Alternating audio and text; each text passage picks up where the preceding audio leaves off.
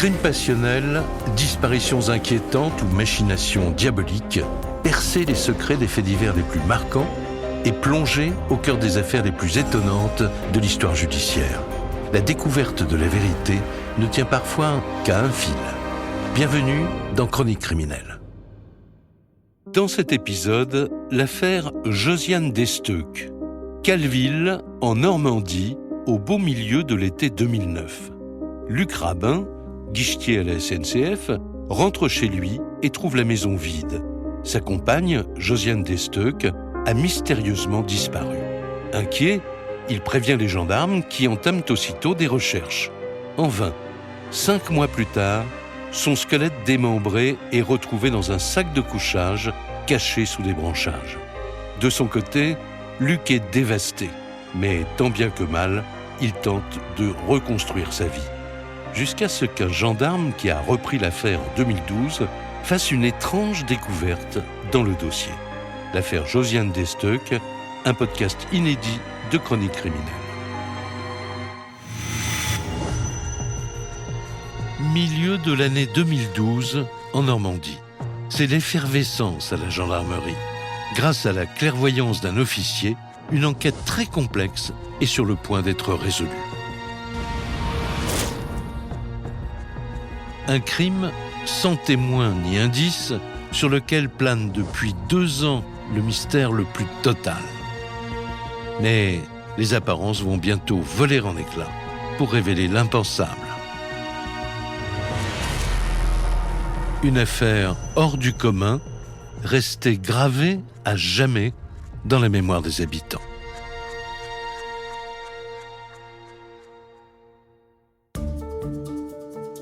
Pour comprendre cette histoire, il faut remonter plus de 3 ans auparavant.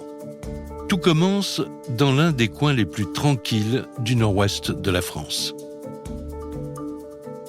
On est en Normandie, dans le département de l'Eure. Clémentine Biziot, journaliste. C'est une région très rurale. Donc c'est beaucoup de plaines, d'agriculture, de terrain. Virginie Salvetti, journaliste. Et des petites villes encerclées de forêts.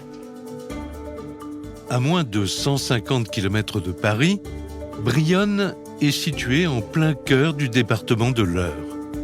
Une localité de taille moyenne, plantée dans un décor typiquement normand. Brionne, c'est une commune de 4000 habitants. C'est le centre névralgique du coin, c'est-à-dire qu'il y a pas mal de commerces. Il y a une petite vie à Brionne, tout le monde se croise, il y a le marché, il y a une vie associative assez importante. Stéphane Minca, journaliste spécialiste des faits divers. Donc du coup, c'est vrai que tout le monde se connaît un peu, quoi. Et les gens qui habitent dans les communes aux alentours, qui sont des communes plutôt résidentielles, viennent travailler à Brionne, qui est une ville assez dynamique. C'est ici, dans l'agglomération de Brionne, que Josiane Desteuc a toujours vécu. Cette quadragénaire est employée comme cadre supérieur à l'hôtel de ville. Josiane Desteuc, elle habite à Calville, à quelques kilomètres de Brionne. Tous les jours, elle se rend à Brionne où elle travaille à la mairie. Elle est surtout au service de l'urbanisme. Donc c'est elle qui s'occupe des dossiers de permis de construire. Corinne Gauthier, avocate des parties civiles. Et qui vérifie que les dossiers sont en état pour accorder ou pas les permis de construire.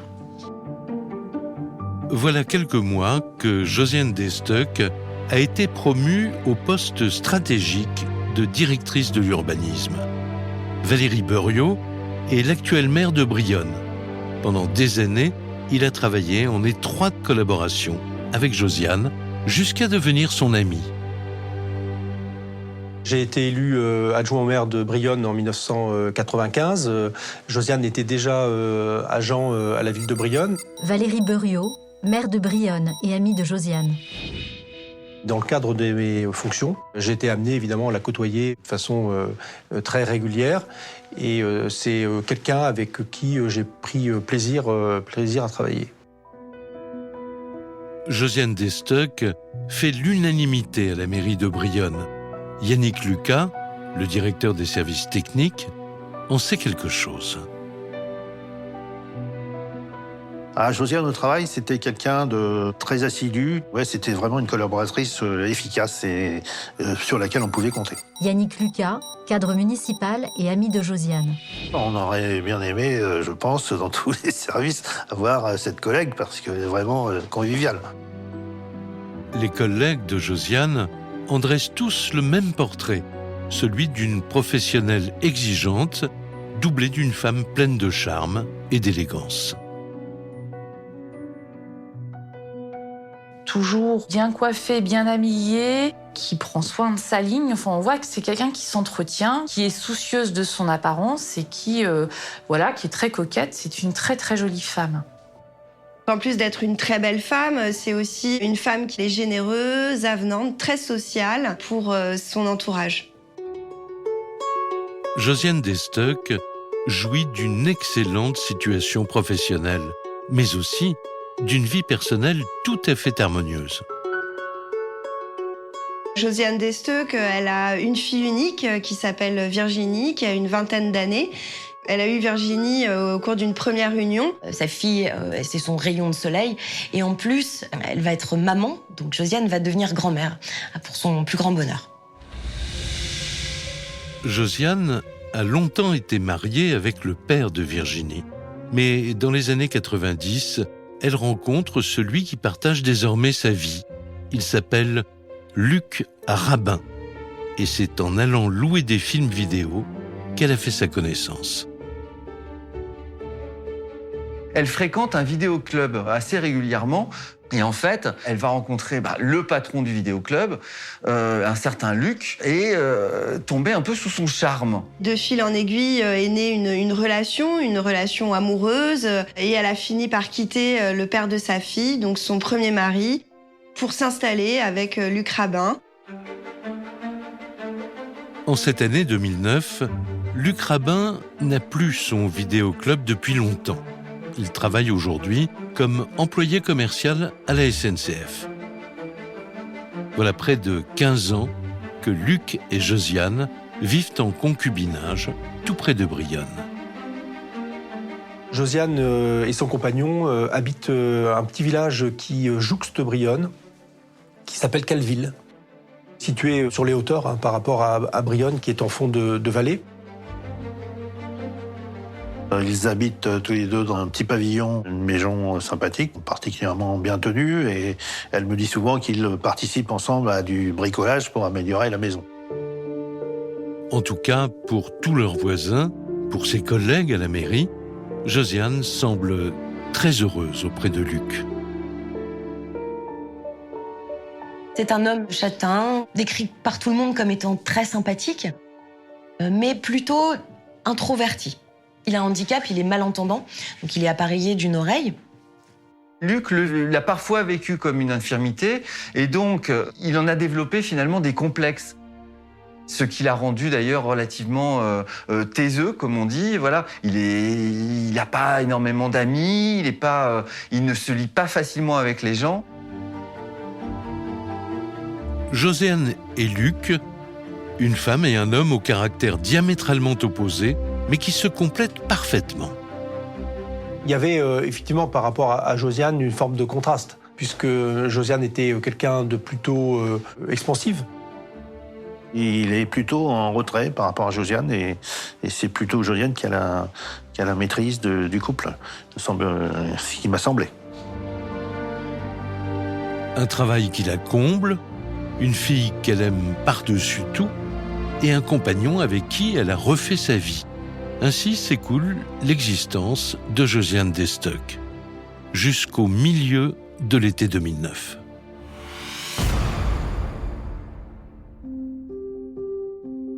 Tout commence le lundi 17 août précisément. À la mi-journée, il règne déjà une chaleur suffocante sur Brionne et sa région. Comme chaque jour, Luc Rabin rentre à son domicile pour déjeuner avec sa compagne. Il arrive devant le pavillon du couple, et là, il y a déjà une première chose qui l'interpelle, c'est que les volets de la maison sont fermés. La porte est close, donc il trouve ça très étrange. Il rentre à l'intérieur du pavillon, fait le tour des pièces. Josiane est absente. aucune trace de Josiane. La maison est déserte. Luc s'étonne, d'autant qu'elle ne lui a pas laissé de message téléphonique, ni le moindre petit mot d'explication. Où pourrait bien se trouver sa compagne ? Luc, en rentrant à la maison, en plus, se rend compte qu'il manque le téléphone portable de Josiane, son sac, 500 € en liquide et en plus une valise. Une petite valise avec des vêtements de Josiane qui a disparu, qui n'est pas dans la maison. Alors là, Luc Rabin commence à s'inquiéter. Clémentine Bizio, journaliste. Où est-elle allée ? Pourquoi a-t-elle pris une valise ? Et surtout, pourquoi elle ne lui a rien dit ? Pour quelle raison serait-elle partie à l'improviste ? Étrange, car lorsqu'ils se sont quittés à peine quelques heures auparavant, tout semblait normal. La dernière fois qu'il l'a vue, c'est à 4h30 ou 4h45 du matin. Corinne Gauthier, avocate des parties civiles. Lorsque lui-même part prendre son poste d'agent SNCF, Il dit l'avoir embrassé sur le nez et lui avoir laissé un petit mot d'amour. Virginie Salvetti, journaliste. Donc tout allait bien ce matin. Rien ne laissait supposer qu'elle allait disparaître.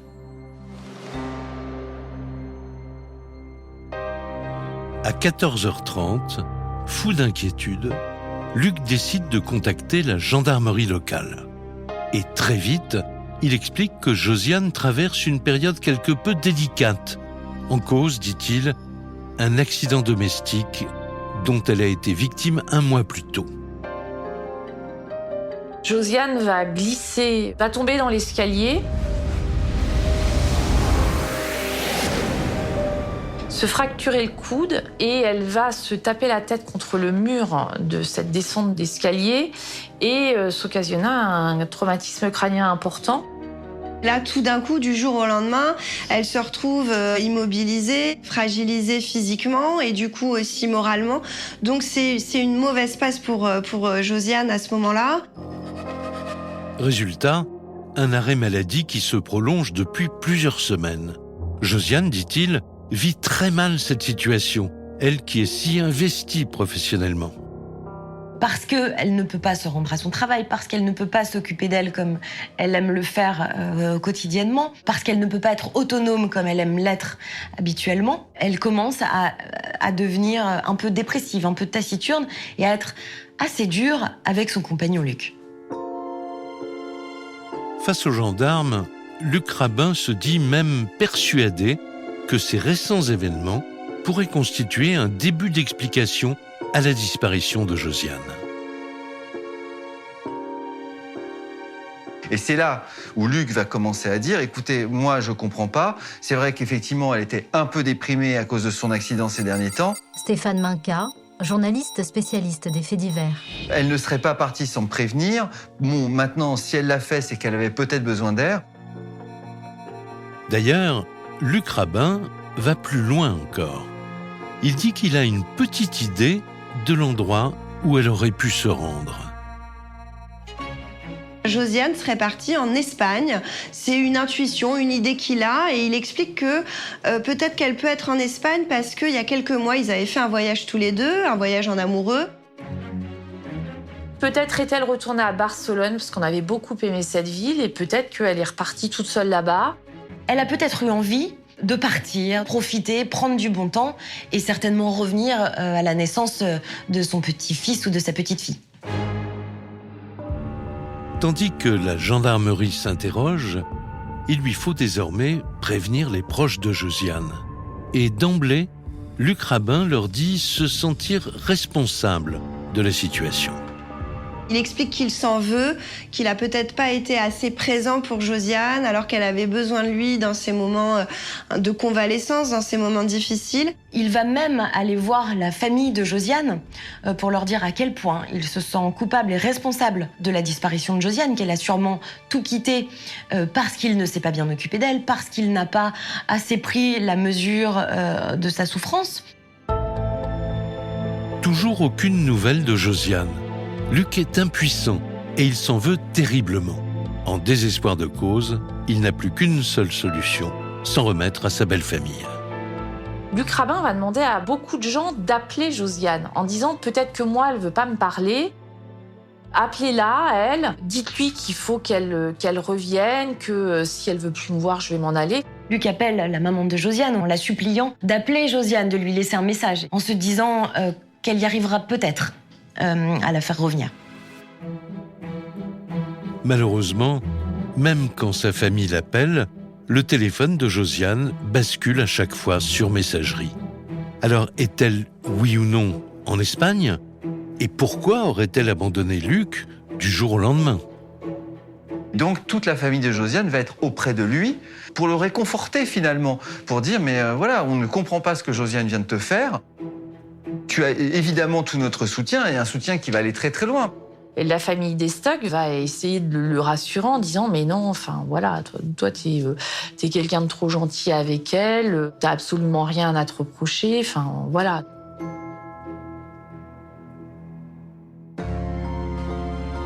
Une femme qui se volatilise, un homme éploré, une famille totalement démunie. Cela fait 2 jours que Josiane d'Estoc a disparu, lorsque tout s'accélère.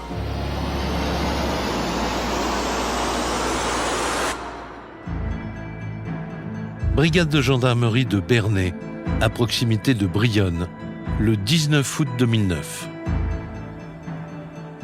Il y a un homme qui se présente à la gendarmerie et il explique qu'il a trouvé un téléphone portable sur la départementale 26. C'est la départementale qui relie Brionne à Calville. Donc en fait, c'est le trajet qu'emprunte tous les jours Josiane pour aller travailler. Un homme qui fait du vélo a remarqué en fait sur un chemin un téléphone portable. Et ce téléphone portable, finalement, on va demander à Luc, vous connaissez ce téléphone, et c'est celui de sa femme, c'est celui de Josiane. Le bornage du téléphone de Josiane ne donne rien. Et lorsque les gendarmes en examinent le contenu, ils n'y trouvent que les nombreux messages de Luc. Qu'est-ce qu'on va retrouver dans ce téléphone ? On ne va retrouver que des traces de l'inquiétude de Luc. On va voir en fait que Luc fait des SMS pour tenter de retrouver Josiane. Il s'inquiète. Des messages de Luc Rabin dans lequel il lui demande où elle est, t'es où, qu'est-ce que je t'ai fait, c'est pas marrant, reviens. Enfin bref, on y lit dans ces messages beaucoup d'inquiétude et un concubin qui s'inquiète légitimement de ce départ de sa compagne. Reste que la découverte de ce téléphone n'a rien de très rassurant. Les gendarmes ouvrent une enquête pour disparition inquiétante et commencent aussitôt les recherches. Ils dégainent notamment la brigade cynophile pour chercher et dans les gares, et dans les taxis, et dans les compagnies de location de voitures s'il y a une trace de Josiane, mais ils ne trouvent aucun indice qui permettrait de laisser supposer qu'elle soit partie quelque part. Les gendarmes vont aussi procéder à une enquête de voisinage, ils vont aller taper aux portes des voisins, ça ne donne pas grand-chose. Il y a uniquement un voisin qui déclare avoir vu Josiane, mais c'était la veille, le 16 août 2009, elle était dans son jardin en compagnie de Luc Rabin. Ils étaient tous les deux très unis, physiquement très proches, ils se tenaient la main. Les autres voisins n'ont rien à dire et n'ont rien vu. Comme cela arrive souvent en pareil cas, Luc est brièvement placé en garde à vue. Mais les enquêteurs ne relèvent aucune incohérence dans ses déclarations. Quant à son alibi, il paraît indiscutable. Il se trouvait au travail lorsque Josiane a disparu. Alors que Luc Rabin est mis hors de cause, les enquêteurs, eux, tentent de trouver une autre piste. Alors ils interrogent un par un tous les collègues de travail de sa compagne. Ils vont nous poser beaucoup de questions. Quelle était les relations qu'elle avait avait-elle été se promener en Espagne Yannick Lucas, cadre municipal et ami de Josiane. On s'est cru presque des coupables quand les gendarmes nous ont interrogés. Et au fil des auditions, ce qui ressort, c'est que Josiane était passée par des phases où on peut penser qu'elle était un peu déprimée. Valérie Buriot, maire de Brionne et amie de Josiane. Avec un tempérament moins enjoué, peut-être plus soucieux. Parmi les proches du couple, les témoins sont catégoriques. Ces derniers temps, Josiane semblait tourmentée. Elle ne supportait plus de devoir rester chez elle à cause de son arrêt maladie. Ce qui ressort, c'est que dans ce couple, tout n'était pas sans nuages, loin s'en faut, et qu'il y avait aussi des périodes de tension, voire de fortes tensions. Derrière cette vie parfaite en apparence, il y avait des hauts et des bas. Virginie Selvetti, journaliste. Josiane n'allait pas si bien que ça, et elle a très probablement dû partir volontairement pour fuir un peu son quotidien. Tandis que les auditions se multiplient, de nombreux bruits se propagent dans les couloirs de l'hôtel de ville. Pourquoi Josiane aurait-elle tout abandonné d'un seul coup ? Évidemment, rapidement, des rumeurs apparaissent. Elle est partie avec quelqu'un d'autre. Elle a quitté Luc.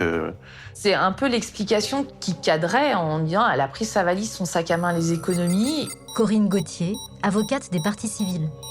Et cet amant est venu la chercher et l'emmener, quoi. Josiane Destock avait-elle un amant ? Les gendarmes doivent à tout prix en avoir le cœur net. Même si, parmi ses proches, cela semble difficilement imaginable. Ces rumeurs, personnellement, je ne les accepte pas parce que je connais le couple et il me semble que Josiane n'aurait jamais quitté ce domicile pour quelqu'un d'autre. Ça me paraît absurde.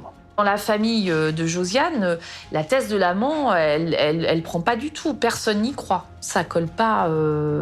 En tout cas, à l'honnêteté, à la droiture de Josiane, ça ne correspond pas au profil de Josiane. Une seule certitude à ce stade. Personne n'a jamais vu Josiane au bras d'un autre homme que Luc. La piste de l'amant mènerait-elle en réalité à une impasse ?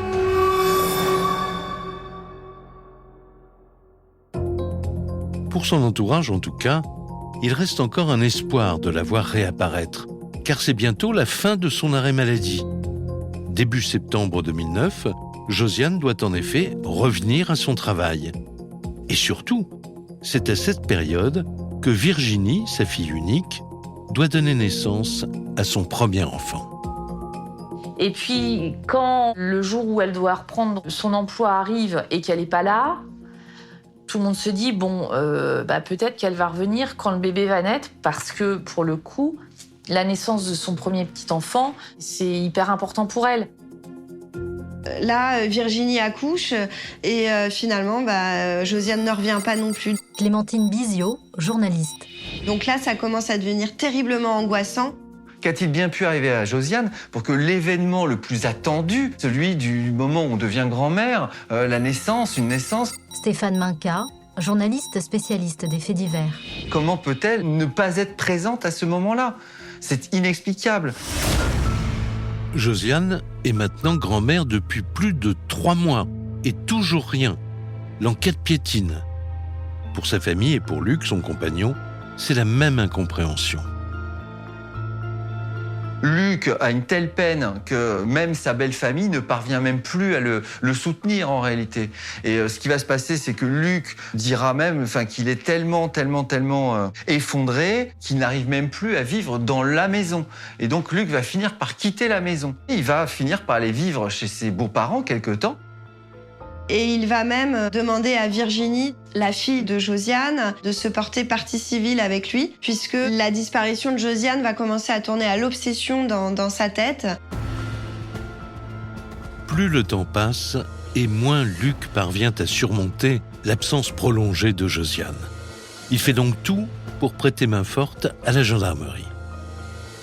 C'est quelqu'un qui va être très actif auprès des enquêteurs, pour être un petit peu l'aiguillon de cette enquête, faire en sorte qu'il n'y ait pas de temps mort, qu'on puisse explorer toutes les pistes.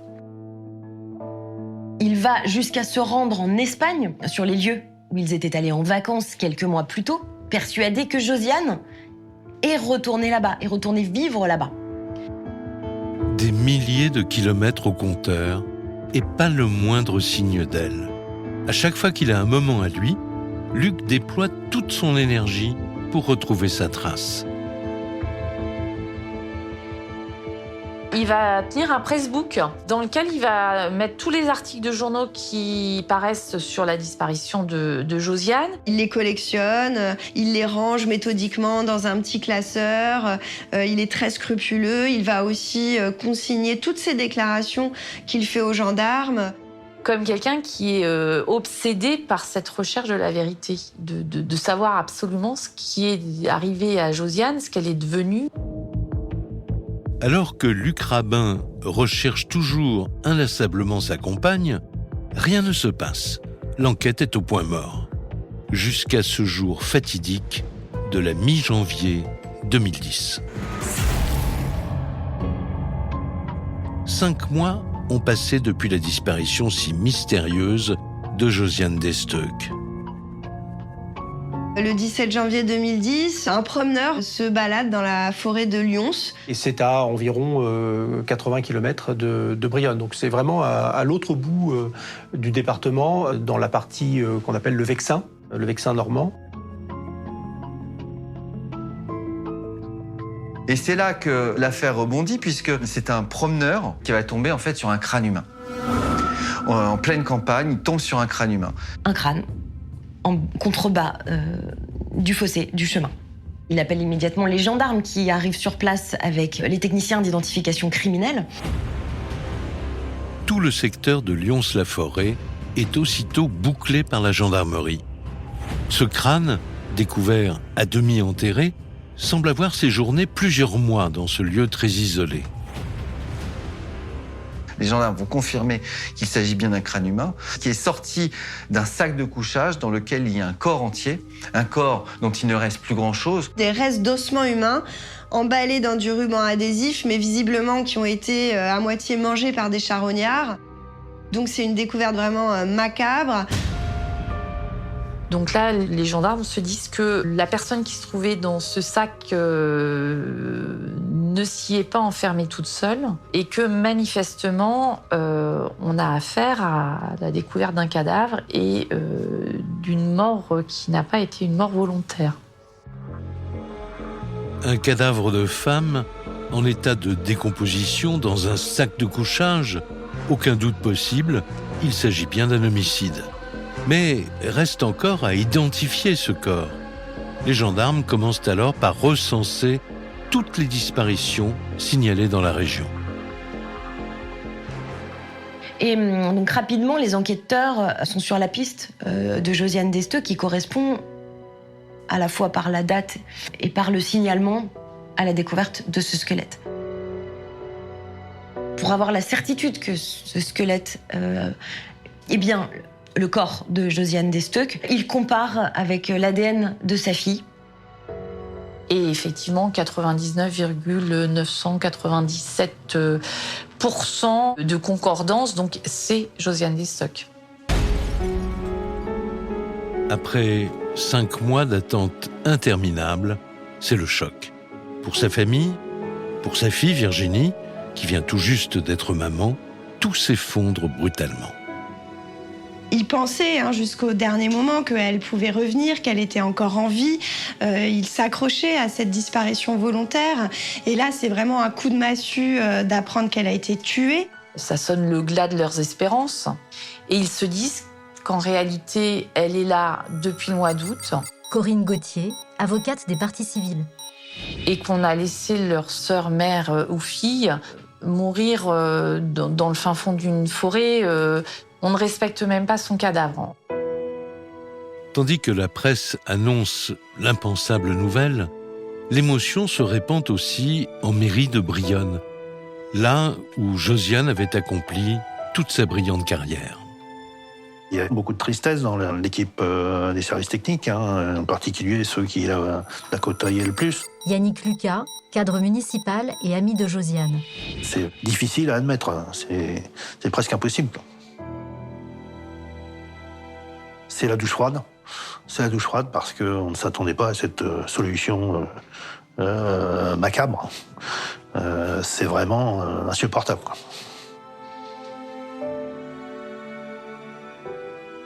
C'est proprement une réaction d'horreur. Et c'est quelque chose, effectivement, qui nous a profondément choqués. Valérie Buriot, maire de Brionne et ami de Josiane. Et l'environnement de Brionne, c'est la campagne, relativement paisible. Donc ça a été un coup de tonnerre, véritablement dans un ciel quasiment sans nuages. Une famille dévastée, des amis et collègues anéantis, l'onde de choc gagne toute la population de Brionne et des environs. Luc Rabin, lui, effondré et très entouré. Luc Rabin et la famille se regroupent pour pleurer ensemble le décès de Josiane. Virginie Salvetti, journaliste.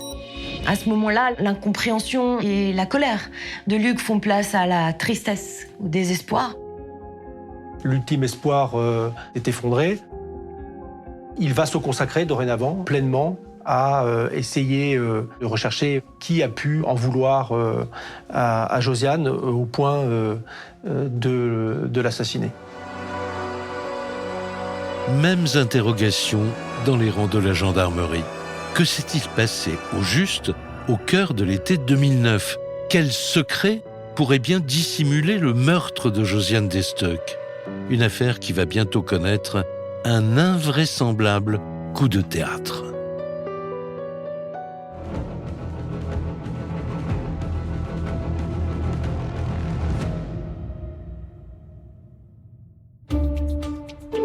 Janvier 2010. Après l'identification du corps, l'enquête change de dimension. La section de recherche de la gendarmerie de Rouen est désignée pour reprendre tout le dossier Josiane Destock. On sort de l'artillerie lourde, c'est-à-dire que l'enquête est confiée à la SR de Rouen. Stéphane Minca, journaliste spécialiste des faits divers. Les limiers locaux, quoi. Donc on est quand même sur du très haut niveau. C'est un service aguerri avec des enquêteurs chevronnés. Clémentine Bizio, journaliste.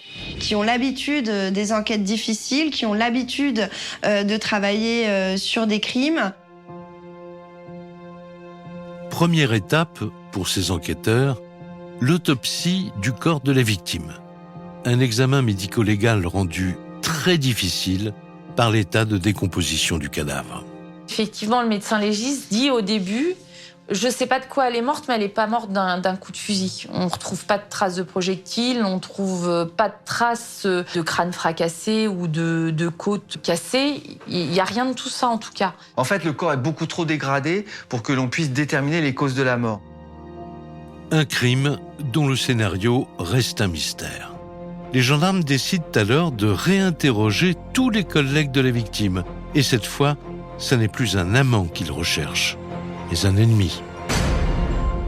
Un de nos collègues est mis sur la sellette, semble-t-il, parce qu'il pourrait être le meurtrier. Donc il s'agit d'un agent des services techniques. Certains collègues ont assisté à des disputes entre eux. Donc il s'agit d'un dénommé Christian qui s'en serait pris à Josiane de façon virulente. Les enquêteurs vont creuser cette piste et puis à un moment donné, ils vont aussi se rendre compte que ce Christian connaît très bien la forêt de Lyons où a été découvert le corps de Josiane. Et pour cause, Christian est un chasseur, il chasse, il se rend très souvent dans cette forêt. Ce conflit professionnel aurait-il basculé dans le crime ? Une piste très séduisante pour les enquêteurs. Ce fameux Christian est aussitôt placé en garde à vue. Mais rapidement, les gendarmes se rendent compte que cette piste ne tient pas la route. Christian a un alibi solide, il ne peut pas être l'auteur du crime de Josiane. Cette piste tombe à l'eau. Effectivement, c'était quelqu'un de gentil, serviable. C'est vrai qu'il avait peut-être eu quelques problèmes avec certains agents, mais c'était totalement improbable que Christian puisse être l'auteur de ce drame. Section de recherche de Rouen, automne 2012. 2 ans après le meurtre de Josiane Destock, toutes les pistes ont été explorées. Et pourtant, rien n'avance. Alors que l'espoir d'identifier son meurtrier s'amenuise, un événement vient tout précipiter. En fait, on va changer de directeur d'enquête pour la confier à un certain Christophe, qui lui va relire tous les éléments du dossier. Cet enquêteur est un expert en criminologie, il n'en est pas à son coup d'essai. qu'il décide de reprendre le dossier et de parcourir page par page de nouveau tous les éléments. Et très vite, ce capitaine de gendarmerie fait une découverte pour le moins intéressante. Il relève un détail qui avait échappé à ses prédécesseurs. Il va découvrir des virements du compte bancaire commun vers une personne totalement inconnue, un certain Gabriel, qui n'a jamais été entendu dans l'enquête, on ne sait pas qui c'est. Et c'est des chèques qui sont envoyés de manière assez fréquente, comme si il y avait une dette à rembourser. Le gendarme a de quoi s'interroger. Que signifient ces virements bancaires depuis le compte commun du couple? Pour lui, il y a plus étonnant encore. Ces transferts d'argent commencent du vivant de Josiane et continuent bien après sa mort. Après avoir épluché les comptes bancaires de Luc Rabin, les enquêteurs regardent du côté de la ligne téléphonique de Luc Rabin et s'aperçoivent que Luc est très souvent en contact téléphonique avec ce dénommé Gabriel. Donc là, l'enquêteur va se dire, il faut savoir qui est ce fameux Gabriel, il faut qu'on creuse, il faut qu'on sache pourquoi il y a des mouvements d'argent entre les deux hommes. Luc, le compagnon de Josiane, aurait-il quelque chose à cacher? Gabriel est aussitôt convoqué. Il est âgé d'une vingtaine d'années de moins que Luc Rabin. L'officier de gendarmerie commence à le questionner. Il va raconter que oui, il connaît bien Luc Rabin. Ils se sont rencontrés en 1987 au vidéoclub tenu par Luc à Brionne. Gabriel, à l'époque, est mineur, mais ils s'entendent bien puisqu'il venait très régulièrement louer des cassettes. Et en fait, est née petit à petit une relation complice entre les deux hommes. Luc Rabin tient son vidéoclub et essaye par tous les moyens de le faire tenir. Les affaires ne sont pas si bonnes que ça. Et Gabriel explique que lorsque le vidéoclub a commencé à faire faillite, Gabriel a proposé de l'aide à Luc Rabin. L'enquêteur le sent, cette audition est en train de basculer. Gabriel se lance alors dans un monologue qui le laisse sans voix. Et là, il va se mettre à table. Il raconte une histoire totalement folle. Là, c'est l'affaire dans l'affaire. Luc Rabin s'est confié à Gabriel en lui disant « J'ai des difficultés financières, je suis proche de la faillite ». C'est ainsi que Gabriel va décider de l'aider. Et donc, ils vont décider ensemble de subtiliser 750 000 francs à l'époque au grand-père de Gabriel. 750 000 francs, soit environ 200 000 €. Une somme très importante dérobée au grand-père de Gabriel grâce à l'utilisation de plusieurs chèques falsifiés. Le gendarme n'en revient pas, mais son témoin providentiel n'en a pas terminé. Sauf qu'à l'époque, Gabriel est mineur, donc il ne peut pas récupérer tout cet argent. Et donc, le deal à nouveau, c'est que Luc Rabin récupère l'intégralité de la somme d'argent, les 750 000 francs, et qu'une fois que Gabriel sera majeur, Luc Rabin lui rend son dû. Une sorte de pacte secret aurait donc été scellé entre eux à cette époque. Sauf qu'avec la fermeture de son vidéoclub, pour Luc, financièrement, c'est la descente aux enfers. Quasiment ruiné, il n'aurait jamais tenu ses engagements. Luc Rabin a dépensé tout l'argent, y compris la part de Gabriel, Virginie Salvetti, journaliste. pour renflouer les caisses de son vidéoclub en faillite. Gabriel a pris son courage à deux mains, est allé voir Luc et lui a dit « Maintenant, tu me rembourses ». Et Luc, évidemment, étant loin d'être un gangster, a dit oui. Et donc, il a commencé à procéder à des remboursements. Pour le directeur d'enquête, c'est une avancée déterminante. Ces virements, effectués depuis le compte du couple, étaient donc destinés à éponger cette dette. Mais Gabriel ne s'arrête pas là. Clémentine Bizio, journaliste. Il va aussi expliquer que Josiane avait fini par être au courant de cette dette qu'avait Luc Rabin envers lui-même. C'est pour cause, c'est même elle qui rembourse, qui fait les chèques à Gabriel. C'est surtout Josiane qui paie Corinne Gauthier, avocate des parties civiles. parce que Luc n'a pas les moyens de rembourser cette dette. Josiane gagnait effectivement beaucoup mieux sa vie que son compagnon. Alors cette dette était-elle un motif de dispute au sein du couple ? Dans l'esprit du capitaine de gendarmerie, un scénario commence à se dessiner. Josiane a dû tomber de haut quand elle a appris cette dette qui avait été contractée par Luc Rabin. Valérie Buriot, maire de Brionne et amie de Josiane. C'est quelque chose qui a dû profondément l'affecter. Dans un couple, normalement, on se dit tout. On peut imaginer qu'évidemment, son comportement vis-à-vis de Luc va changer du tout au tout. Stéphane Minca, journaliste spécialiste des faits divers. C'est-à-dire que là, maintenant, c'est même pas les comptes sont à zéro, c'est que les comptes sont à moins maintenant à cause de lui. Pour Christophe, le chef d'enquête, la piste intraconjugale se précise. D'autant que, selon les témoins, à l'inverse de Josiane, Luc se montrait des plus dépensiers. Lui qui avait pourtant connu une véritable dégringolade sociale et financière. Il a perdu un petit peu l'aura professionnelle qu'il pouvait avoir. En tant que guichet SNCF, il gagne un petit SMIC. Il a des horaires difficiles. On a d'un côté Luc qui chute, et on a Josiane qui, elle, à ce moment-là, passe d'agent de maîtrise à cadre, donc avec une augmentation de salaire, des responsabilités supplémentaires. Des trajectoires de vie totalement opposées, et cette histoire de dette qui empoisonnait la vie du couple depuis des années. Pour en savoir plus, la gendarmerie place Luc Rabin sur écoute téléphonique. Et là, c'est le coup de théâtre. Au téléphone, les gendarmes remarquent qu'il est tout à fait normal et ils vont même réaliser que Luc Rabin a refait sa vie. Et il a l'air parfaitement heureux.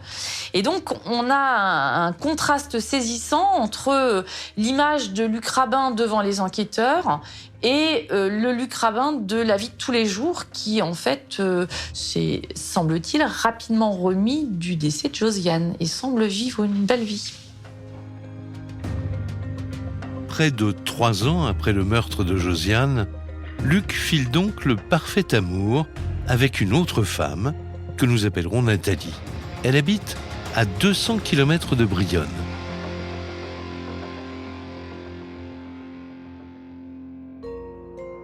Le chef d'enquête s'attendait à tout, sauf à cela.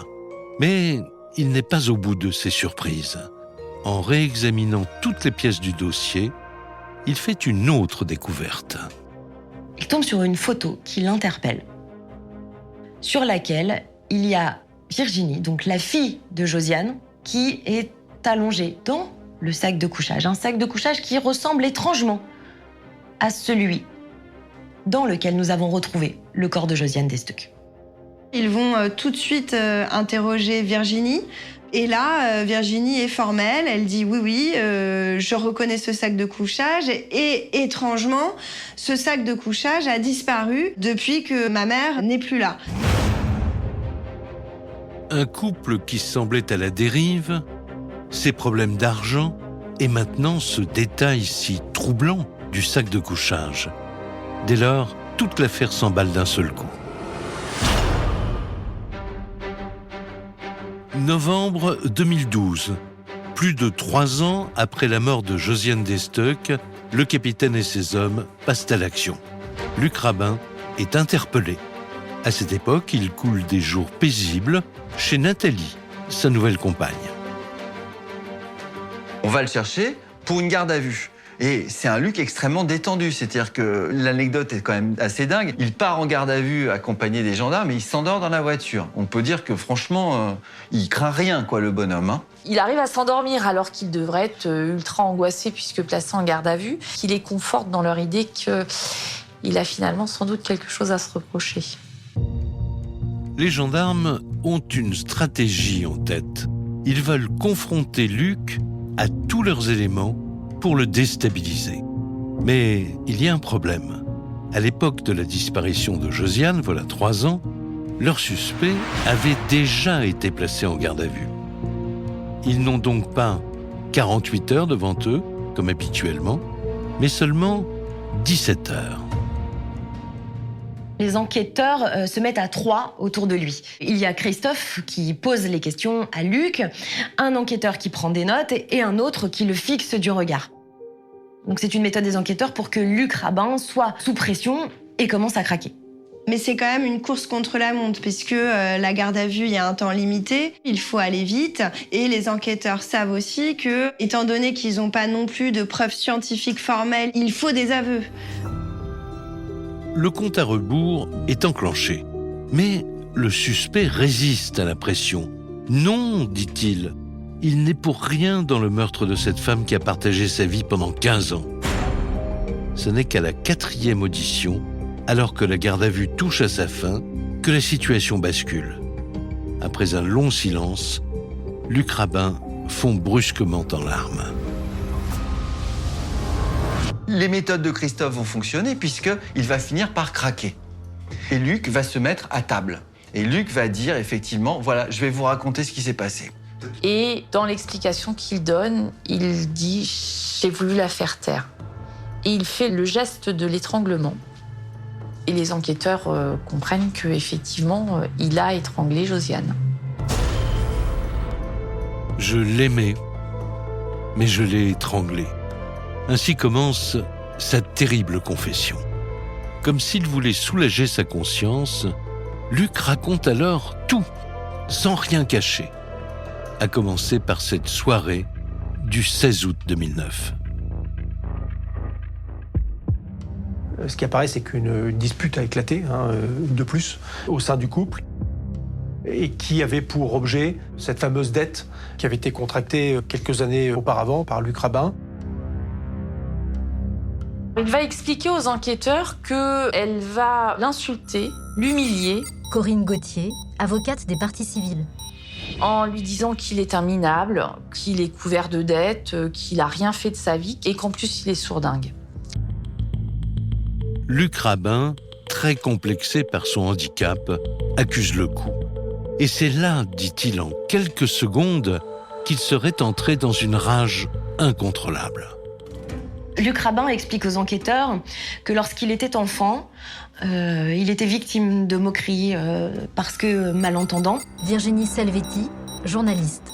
Le fait que Josiane le rabaisse et appuie sur son handicap, cela a réveillé chez lui des terribles souvenirs d'enfance. Et là, pour Luc Rabin, ce sont les mots de trop. Ça l'a mis dans une colère noire. Clémentine Bizio, journaliste. À ce moment-là, Luc Rabin voit rouge. Il se rapproche de sa compagne, la prend par le cou et il l'étrangle. Josiane ne respire plus. Que faire maintenant? Prévenir la gendarmerie? Luc Rabin reconnaît avoir longuement réfléchi avant de se décider.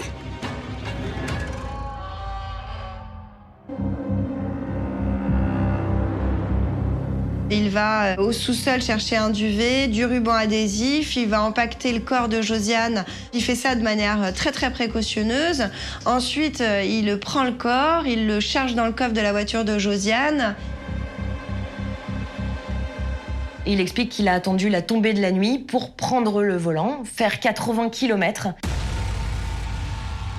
Et il conduit à tout hasard, dans la nuit. Il sait pas trop où il va. Et puis, il décide de s'arrêter dans une forêt et de dissimuler le corps de Josiane sous des branchages.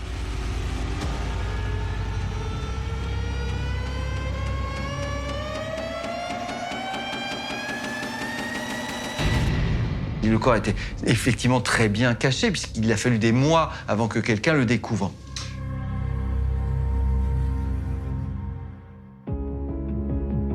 À partir de là, Luc avoue avoir été dépassé par les événements, même si, au final, il ne laissera rien au hasard, ni les SMS d'angoisse envoyés sur le téléphone de Josiane, ni le fait d'avoir orienté méthodiquement les gendarmes sur de fausses pistes. Il a été moteur, il a été particulièrement actif dans cette enquête. Valérie Buriot, maire de Brionne et amie de Josiane. Et du coup, rétrospectivement, on se dit que tout ça, c'était du calcul, de la manipulation. Il a manipulé tout le monde, il a orienté l'enquête, il a orienté la famille sur un départ volontaire. Il se constitue partie civile. Alors la constitution de partie civile permet de savoir ce qui se passe dans la procédure. Du coup, on se dit, en réalité, il voulait avoir un peu d'avance sur tout le monde pour savoir s'adapter par rapport à l'évolution de l'enquête. Du côté de la famille de Josiane, c'est la douche froide.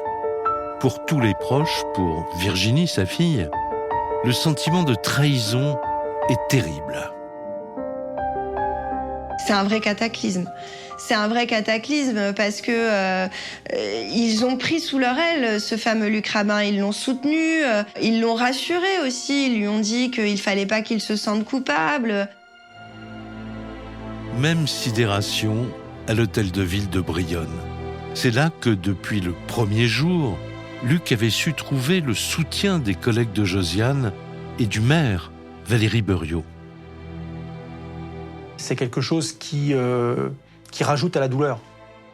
La douleur, elle est ravivée au moment des aveux de Luc Rabin par ce sentiment d'avoir été dupé. Bien sûr, il y a une forme de colère parce que là, on n'y croyait pas et il nous a trompés, bernés. Yannick Lucas, cadre municipal et ami de Josiane. J'ai vu des collègues être effondrés. C'est vraiment insupportable. Une affaire hors norme, avec au total 3 ans et 3 mois de mensonges éhontés. Alors face aux jurés, Luc Rabin parviendra-t-il à faire oublier toutes ces manipulations?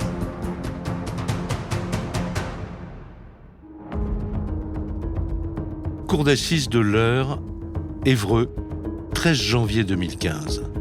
4 ans après la mort de Josiane Destock, c'est l'heure des comptes pour Luc Rabin, sachant qu'il encourt la réclusion criminelle à perpétuité pour meurtre sur conjoint. Il fait profil bas. Pour l'avocat de la défense, il s'agit de tout mettre en place pour démontrer que Luc Rabin n'est pas un pervers, n'est pas le manipulateur que l'on décrit. C'est simplement que c'était impossible pour lui d'accepter son geste, qu'il était dans le déni total, puisque c'était trop lourd à porter pour lui. Il a été pris dans un engrenage où il a commencé à camoufler les choses et au final, il a fallu qu'il aille jusqu'au bout. Pour l'avocat de Luc Rabin, qui n'a pas souhaité s'exprimer, l'objectif était simple, obtenir des circonstances atténuantes pour que la peine soit la moins sévère possible. La défense, en fait, a joué les défauts de Luc. Stéphane Minca, journaliste spécialiste des faits divers.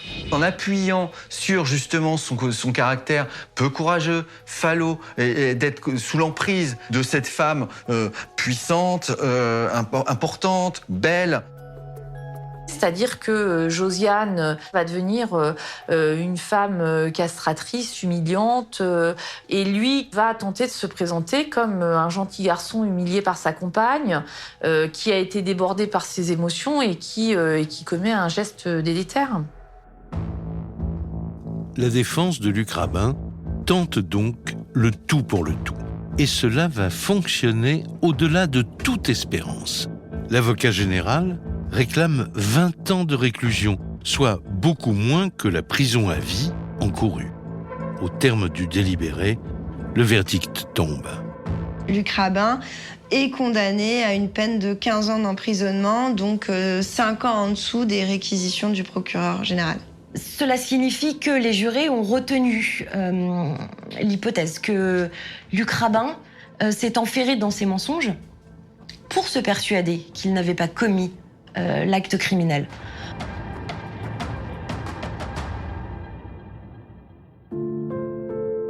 Depuis cette tragédie, plusieurs années se sont écoulées dans ce coin tranquille de Normandie.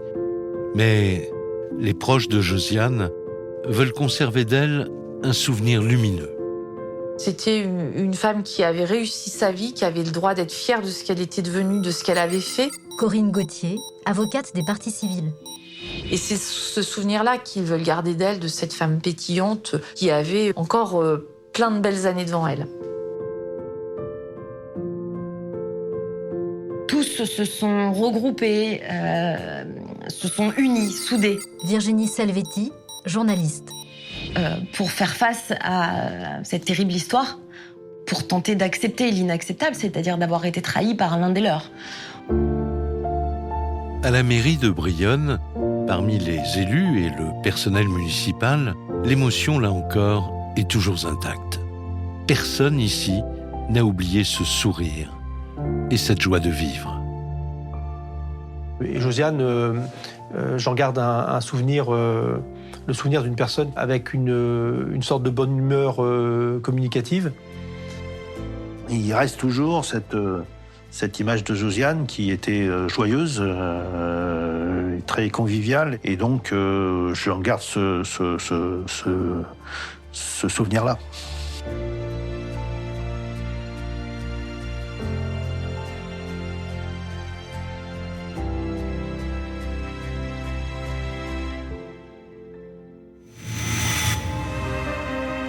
Vous venez d'écouter Chronique criminelle.